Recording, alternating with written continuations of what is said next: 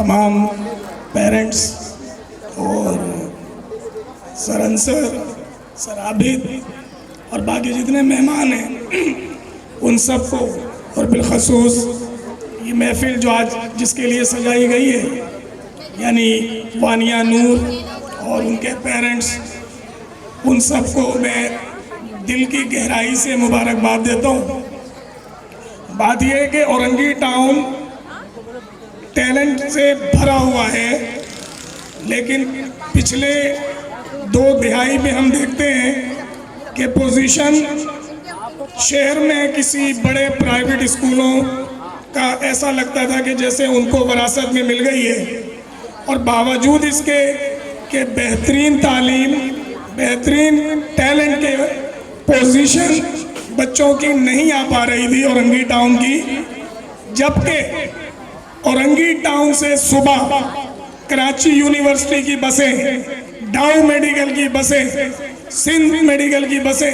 भर भर के जा रही होती हैं, तो ये सबूत होता है कि इस औरंगी में टैलेंट की कोई कमी नहीं है। और फिर क्योंकि मैं और यहाँ पर जैसे दिलशाद अशरफी साहब बैठे हुए हैं, हम सब बोर्ड का हिस्सा हैं और किसी न किसी कैपेसिटी में बहुत सारी चीज़ हमारे सामने होती है। तो जब बोर्ड का मामला बेहतरी की तरफ आया तो ये औरंगी टाउन का जो एक टैलेंट था वो फिर वापस आया, और पिछले साल भी एक पोजीशन औरंगी टाउन में आई थी,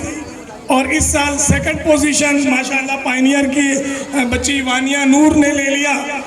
मेरी ज़ाती ख्वाहिश है, अल्लाह ताला मेरी ख्वाहिश को पूरी करे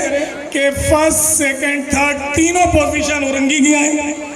और हमारे इस बच्चों में से आए, क्योंकि इन बच्चों के अंदर टैलेंट है, इन बच्चों के अंदर पोटेंशियल है, और इन बच्चों के जो पढ़ा रहे हैं वो हाईली मोटिवेटेड टीचर्स हैं। उन्हें पता है कि हम एजुकेशन को बिजनेस समझ के नहीं पढ़ा रहे, हम टैलेंट को आगे लाना चाह रहे हैं। कल जब यही बच्चे, जैसा कि अंसर ने बताया कि जी इन वानिया नूर के अक्सर टीचर इसी स्कूल से पास आउट हैं, यहीं के अलमुनिया हैं, तो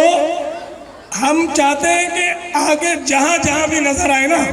हम फ़ख्र से कह सकें कि ये बच्ची हमारे इलाके की है, ये बच्चा हमारे इलाके का है, ये जो मशहूर इंसान है ये हमारे इलाके का है, और हर जगह औरंगी टाउन के टैलेंट को कबूल करना चाहिए।